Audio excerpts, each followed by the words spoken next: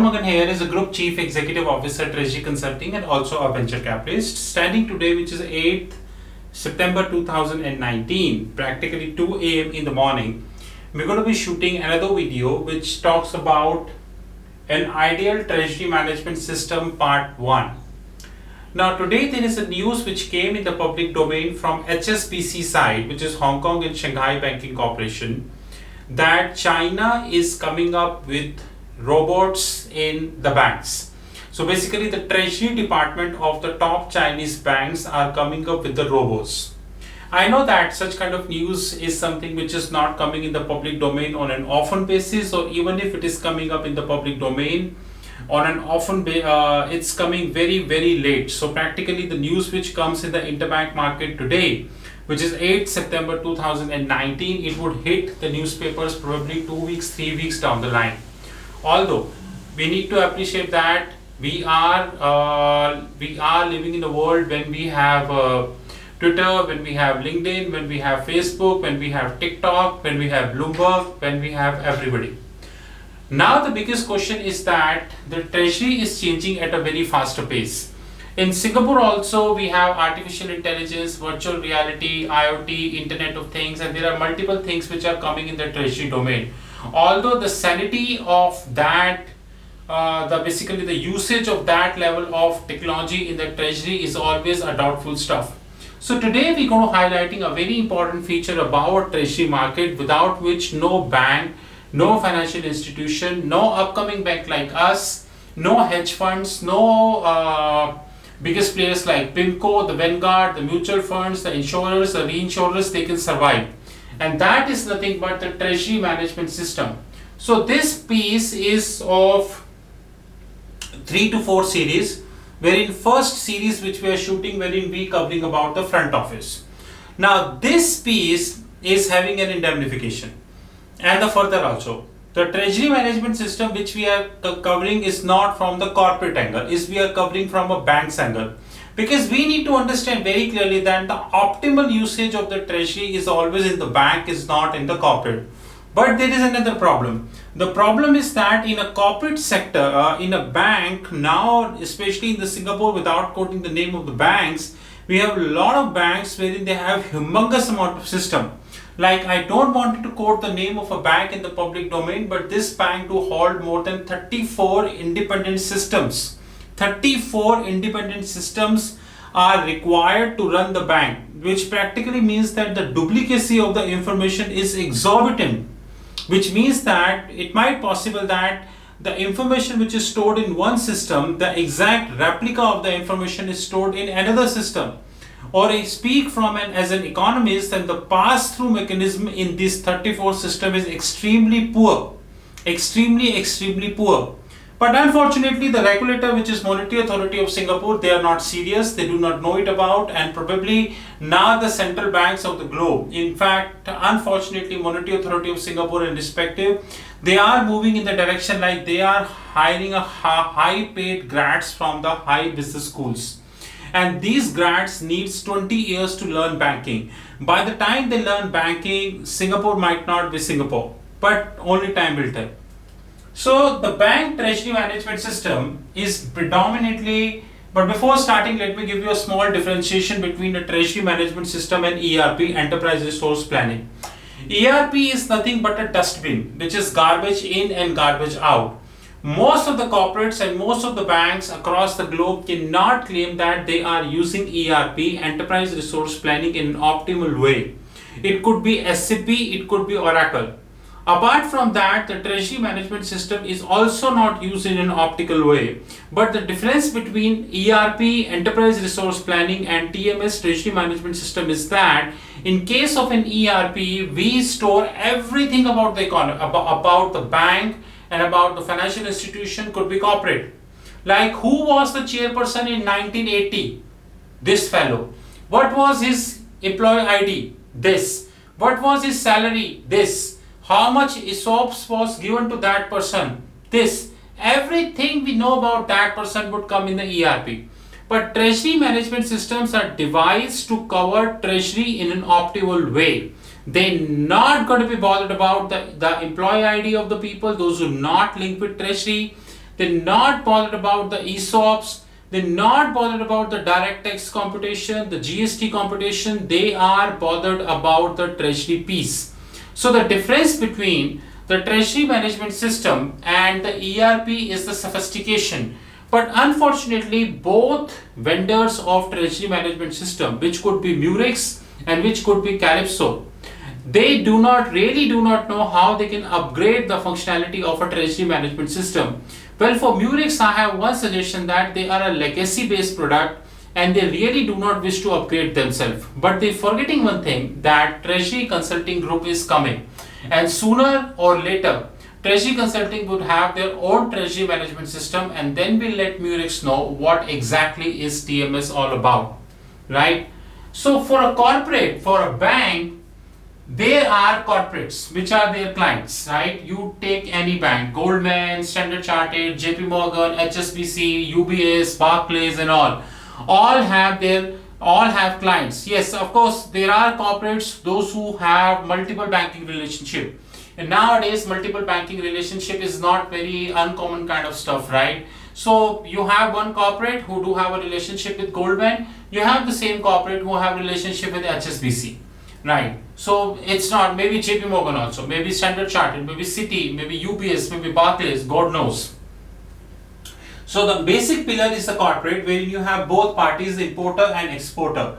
By exporter, I mean Google, Apple, Microsoft, Accenture, Facebook. While importer, I mean ExxonMobil, Petronas, Petrobras, Reliance Industries Limited and lot. So exporter are predominantly exporter of goods and services, while importer are importer of goods and services. Could be petroleum product also, telecommunication like Vodafone. Then you have interbank desk. There is no bank in the world who can work without an interbank desk. If your interbank is not competent, you cannot grow, you do whatever, it doesn't make a difference. The interbank desk of that bank has to be very strong. And unfortunately, in most of the cases, the interbank desk is extremely poor. People don't work appropriately in the interbank desk. The end result is they tend to lose. As simple as that. And interbank desks cover the credit risk pricing is all apart, but now the banks, like I told you, they are looking for a separate function, which is counterparty risk portfolio management desk. We are approaching to Basel III recommendations, which is somewhere September, October 2023, practically 4 years to go. Banks have started creating about counterparty risk management desk. God knows how it would happen. Now, third is a non-deliverable product. All those people, those who have trust on the Indian banking system, about SBI, Punjab National Bank, Union Bank of India, they should quit the movie right now, because now onwards nothing is applicable as far as India is concerned. Straight. Now, the non-deliverable products are in the books of all the banks, which is JP Morgan, Goldman, Standard Chartered, UBS, Barclays and all. It's said that GS, Goldman and DBA and Chase, Citi, Standard Chartered, the aforesaid 5-6, the top 5-6 bank control almost 90% of the non-deliverable market of the globe. Well, for many intelligent people in the globe, the non-deliverable is non-deliverable forward. But they forget it that non-deliverable is not non-deliverable forward, rather it is non-deliverable forward, non-deliverable options, non-deliverable swaps, non-deliverable OIS, non-deliverable FRA, forward rate agreement, non-deliverable collars, caplets, range forward, and hell lot of stuff. All the product you have in the deliverable, almost 90-95% of the product you have in the non-deliverable. But the way we settle the non-deliverable, we never settle the deliverable products. So we need to holistically understand that. So there are three important pillars from basically whom information is feeding into the treasury management system. So think from that angle. Their information is being feeding into the treasury management system, which is the corporates. Corporates are predominantly importers and exporters, while the interbank, for a bank like Goldman, the interbank desk is pretty huge. It's pretty huge. You name the bank, and it is said that Reuters and Bloomberg are fed up by 500 banks of the globe. I have never counted, but if you start counting, the list end up more than 500 sometime. And I'm damn sure the Goldman and JP Morgan, they have almost every bank in the globe as an interbank, and their limits are with almost every bank. That I'm sure of. So for a bank like Goldman and JP Morgan, Citi, Standard Chartered, the treasury management piece, this piece where I'm putting a star, is relatively very important for them. Then you have the non-deliverable. This is also very important because the top 5-6 banks of US, of the globe, which are known as the G7 banks, they control over 90% of the non-deliverable market of the globe. Well, all these information feed up in the form of contract. You know, the size of the board is small, but I have tried listing few important contracts. Example, forward contract, options, swaps, dollarization swap, reverse dollarization swap, overnight index swap, constant maturity treasury swap, interest rate collars, interest rate floors, interest rate range forward, non-deliverable forward, non-deliverable swaps, non-deliverable OIS, forward rate agreements, petroleum trades and commodity trade. The list is pretty long. Pretty long. On IRS interest rate swap, the target market is 1750 trillion, which is approximately 850 times of the GDP of India and approximately 1.75 trillion. It's a huge market. Now all these list of derivative has to be fed up into the treasury management system, and they have to be fed up in such a way that they can be recalled like this. And I hereby open challenge Murex as well as Calypso whether their product do have the capability to list all the products one by one. I repeat, if the English of the people are not good, that I hereby challenge Murex as well as Calypso whether their system or their so-called legacy based product is able to have all these listings or not.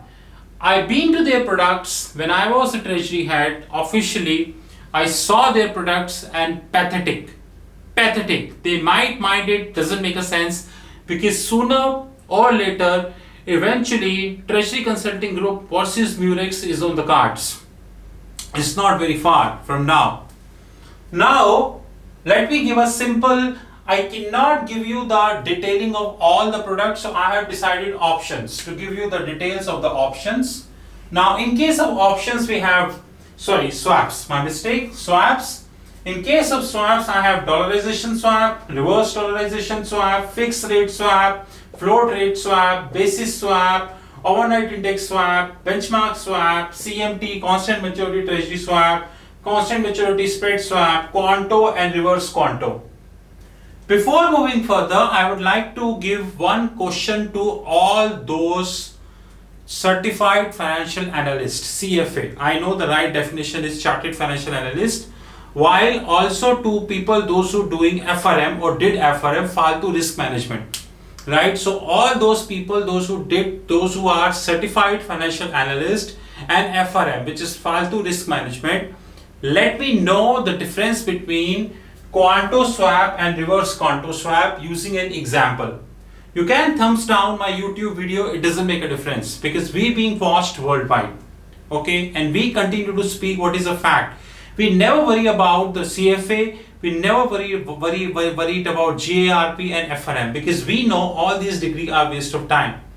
99.99% TMS.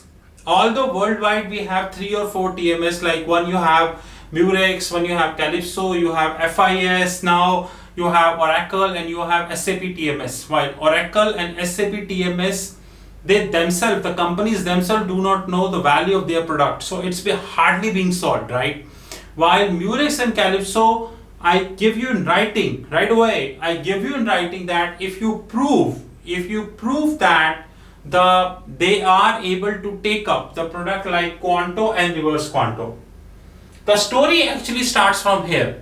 Now the story is that we are in 2019 when the China is talking about having robots in treasury function, when the Singapore is talking about helicopter which will take you from one tallest building to the another tallest building, when Dubai is talking about the blockchain by 2021, and multiple countries of the globe have a respective target except India.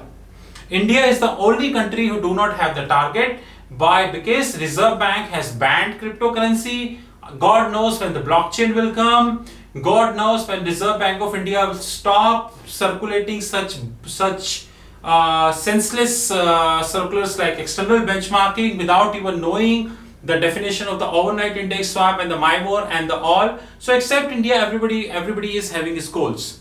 The purpose is all these things has to be ideally come as an auto feed in the system. So when a dealer of Goldman, so example, I am a dealer of a Goldman, I call, hey, how are you? So what would you want? I want a swap, reverse swap, okay, 8.5 plus 1. 8.5 means is the rate which is quoting, assuming Goldman is talking to Reliance India. So this is how they speak. So okay, we're giving you 8.5 plus 1, which is 8.5 is basically the POS rate. I am giving an example, I have not computed. 8.5 is the POS rate, 1 is the quality spread differential, which many intelligent people call this is a credit curve. So they speak like, hey, I'm giving you 8.5 plus 1. Okay, done. It's a reverse dollarization swap, which means the conversion of dollar asset and liability into rupee asset and liability. Now, this has to be auto feed. I never used Apple laptops. So I'm using iPad. But in case I heard from many people that just like a Windows which automatically store the data, the more forms, the internet websites you open, like me, open a lot of internet websites, it automatically store the data. Similarly, Apple also automatically store the data, and whenever you click the form, it will automatically create the form. But treasury management system, even in 2020, are not competent enough whereby they can feed all information automatically the way you do the deal. Example, when we talk about the swap, the example are type of the swap, multiple. Dollarization, reverse dollarization, fixed rate, floating rate, basis swap, overnight, benchmark, CMT, CMS, Conto and reverse Conto. Don't forget my challenge to certified financial analyst and to Faltu risk management, FRM degree people, that you need to give me the difference between Quanto and reverse Quanto with an example. How they work. Practically, you can choose any curve. You can choose any curve which are them. We talk about later. But if you do the thumbs down or our YouTube video, it doesn't make a difference whether it will give us the encouragement. So all these things has to get linked with the form, which is type of the swap, fixed rate, floating rate, periodicity, counterparty, interbank counterparty, reset, QST and notional. Although there are multiple details, but in the interest of the time I have kept them. Then three basic works which according to me the treasury management system should have done, and once our treasury management system would come, we surely going to get this done, which is the curve fitting, the mark-to-market valuation and the accounting of mark-to-market in the bank books. When it comes to curve fitting, there are humongous amount of curves we have, and as the world is moving from LIBOR transition to SOFR, and unfortunately or fortunately, I don't know as yet, but different countries have started issuing their different rates. Like Australia issued ONIA, which is Australian Overnight Index Average. There are talks going that Hong Kong is coming up with their own rate, while Singapore issued SOAR, Singapore Overnight Average Rate.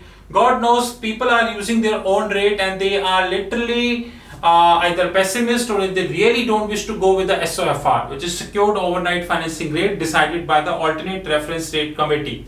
I don't know what would be the future of that committee and also the LIBOR, but the time will tell eventually. But sitting today, the curve fitting has to cover LIBOR, SONIA, Euribor, Ionia, RONIA, MIBOR, MIFOR, JIBOR, HIBOR, ONIA, which is Australian Overnight Index Average, recent SOFR, Singapore Overnight Average Rate, SOFR, Secured Overnight Financing Rate. The problem comes, all these rates do not have the uniform periodicity. LIBOR is quoted in 7 tenure and 5 currencies like GBP, Euro, Dollar, Swiss franc and the Japanese yen. But the problem is 5 currencies, 7 denominations, 35 pairs. Do we have 35 pairs in Euribor? No. Do we have in Sonia? No. Do we have in Ronia? No. Well, 90% of the people, those who getting first degree in CFA, they do not know the right explanation of Sonia, Euribor, Ionia and Ronia. If you ask them a simple question that the difference between these four, LIBOR, Sonia, Euribor and Ronia, they won't be able to let you know. That's a straight fact. Well, alternatively speaking, MIBOR or MIBOR, MIFOR, like MIFOR is quoted for 10 years. Another problem which comes is are these rates dealt or quoted? I never support LIBOR throughout my lifetime, but I always in agreement of one fact that one of the biggest flaws of the bootstrapping and extrapolation is that you are dealing with the quoted rate in LIBOR. You're not dealing with the dealt rate. But if we compare these rates, which are Sonia, Euribor, sorry, not Euribor, MIBOR, MIFOR and all these, they all dealt rate. They are not quoting rate. But the treasury management systems worldwide, specifically Murex and Calypso, they're not intelligent enough to let you know how they're going to deal with the periodicity and also whether the rates are dealt or quoted. There are many people, those who must be thinking that why I'm too worried about dealt and quoted. I am worried because I know that if I'm not worried, then the valuation of the mark to market will never come true. And mark to market valuation will hit the books. It will hit either P&L and OCI, other comprehensive income. Technically, it's going to hit pretty hard, right? Then we have L1, mark to market, L3, mark to model, L2, mark to matrix. Second question which I'm asking from CFA people, Certified Financial Analyst, is that why I not mentioned that L1, L2 and L3? Why I mentioned this is L1, L3 and L2? If you let me know the technical reason behind that, I will give you 500 Singapore dollar. 500 Singapore dollar upfront if you give me the right answer of that. The third problem, we need to link the mark to market with the curves. That's pretty tough job for any treasury management system. Although Murex is having MXML, which is Murex Extensible Markup Language, they link with Reuters Bloomberg, but their prices and blotters, which we mentioned here, which is coming from Reuters, Bloomberg, OMS, Auto Management System, Trading and FX Engines, it's not holistically true. Henceforth, this version is pretty weak for Murex. And most importantly, the upcoming version, which is the US GAAP, because still today there are a form of hedge accounting which is done by US GAAP, and now Singapore and all is on IFRS actually. So in case of US GAAP, you have quantitative and qualitative, while US GAAP is stressing on qualitative then on quantitative. While in case of IFRS, which is a principle based approach, they stress on quantitative then qualitative. The treasury management system are not competent enough to generate the entries for P&L and the OCI. The entire work has to be done outside the system. So the world of technology is moving to Bitcoin, cryptocurrency, artificial intelligence, virtual reality, augmented reality and whatnot. While the treasury functions are still historical, legacy based, dominated on a treasury management system like Murex. This is what our vision of an ideal treasury management system about a front office. Although this series will continue in another 3 videos, we're going to have video 2, video 3 and video 4, and probably if the time would permit, we're going to have video 5 as well. But we're going to be open challenging the Murex here, that if you are thinking that the spat between you and me is over, then it is not. It is not. Treasury management, treasury consulting has already launched Project Ganesh, wherein we are launching the IRS platform, interest rate swap platform, which is this. We already working on Project Smith. The Julia, which is our derivative bot, is under feeding mode. I assure you that 11th to 15th November 2019, when the world would be celebrating the Singapore FinTech Festival and Singapore government predominantly on the ground, we going to give a glimpse of our firepower in Singapore. The world will see a glimpse of the firepower in Singapore. And treasury consulting is ready within a year or so to take on Murex hand to hand. And if Murex is thinking that his legacy based product would continue, then they need to be very, very careful. Treasury management system is not a property of one country, one company, one institution and one individual. It's all about treasury. And this is my vision of front office of treasury management system. It doesn't matter about the feedback of the people, because what it really matters, how we're going to be have our vision in the form of the product which is coming soon. With this, Treasury Consulting, thank you very much. You know my mobile number +91, which is an Indian code 9899242978, 9899242978. You know my fixed income platform www.fixedincome.global. Have a great time. Talk soon.